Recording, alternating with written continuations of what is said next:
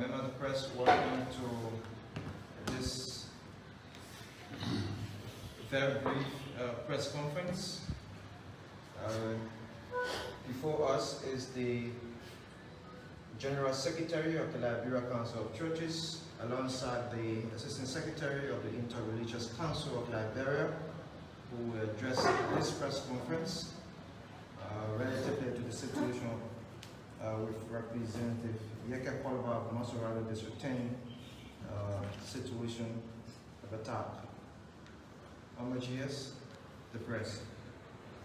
Thank you very much, gentlemen of the press. Today marks another day in the history of our country where the reoccurrence of unforeseen attitude is still being perpetrated. And so we as a council today set up a delegation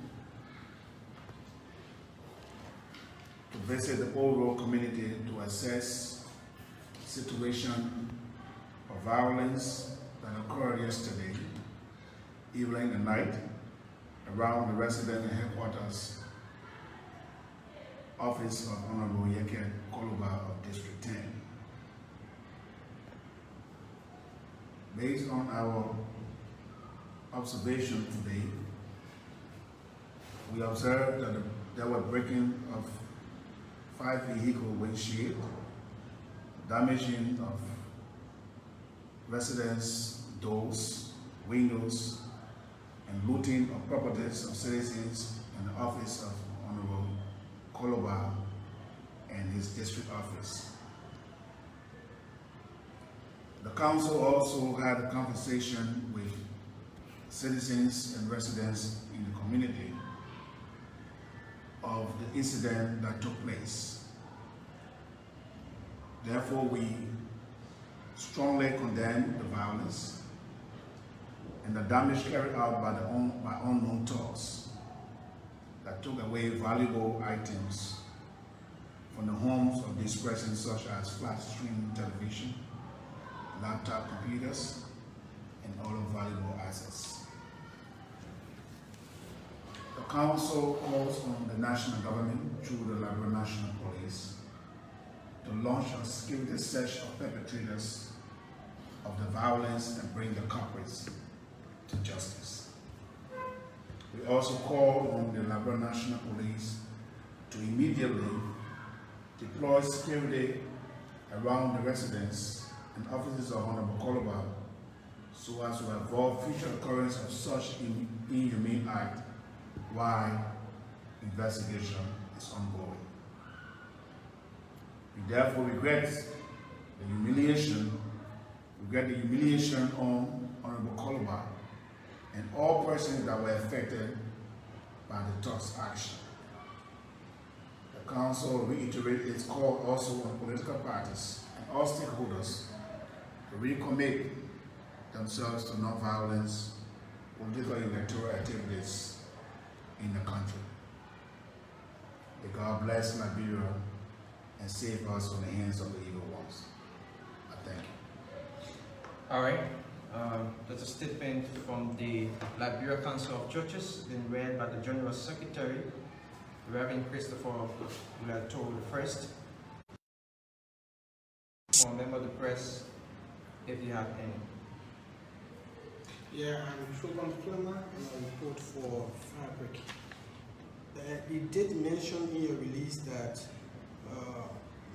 you described the individuals who went at Honorable Yekeh Kolubah's house as thugs. And also you say you did some investigation, questions on people within the area. What exactly did it tell you? Who are those behind this? Okay, for security reasons and for other reasons, we cannot call names that they call. The investigation is still ongoing, but they said there were other people they allegedly accused that were part of the government, but as I say, it's just an alleged statement. An investigation is ongoing, so you cannot come up with anybody's name. But but according to the information, as I said to you, they were really talks, because when they talks behave that way, and they acted as armed robbers. Moved into the community. I went and saw the iron doors. Iron doors were bent in, forced the doors and opened it, and entered people's residence and took the things away. This is hooliganity. It's unacceptable in our country. And the police should be very proactive on this. And we don't want a recurrence of situation in our country.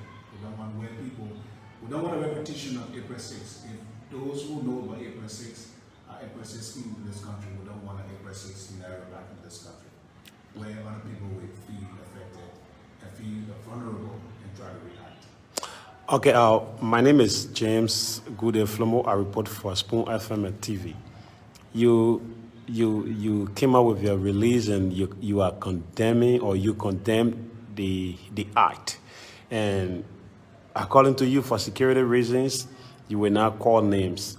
Are you the one responsible for the investigation, or you are doing a separate investigation instead of the government's investigation that will be conducted by the police? And do you see us returning to April 6 with some of these activities if political leaders will not talk to their adherents? Oh, thank you for that question. And I want to say this clearly to our political leaders. We should be quick to hear and slow to react. History should remind us of what happened yesterday, and our action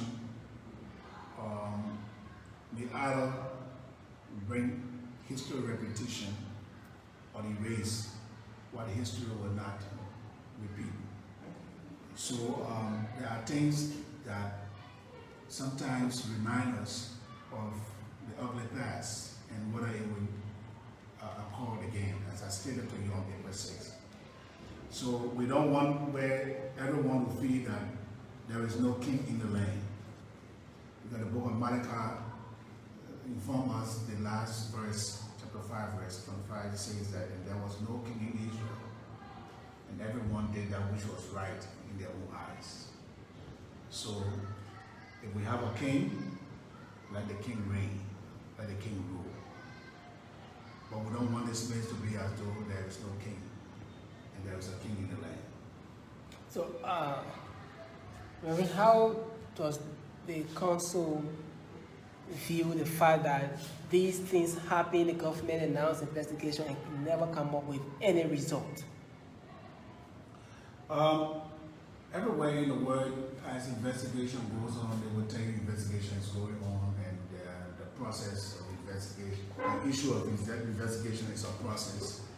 But to be able to deal with justice and avoid the reoccurrence of violence is to expedite justice and make sure that justice is carried out in a way that people feel it. And so we will call on the judiciary system to expedite the process and make sure that whoever is arrested, that person will be able to face justice immediately. And then we should be able to take immediate action against those persons. Yeah, quickly, were you able to talk to Representative Kolubah?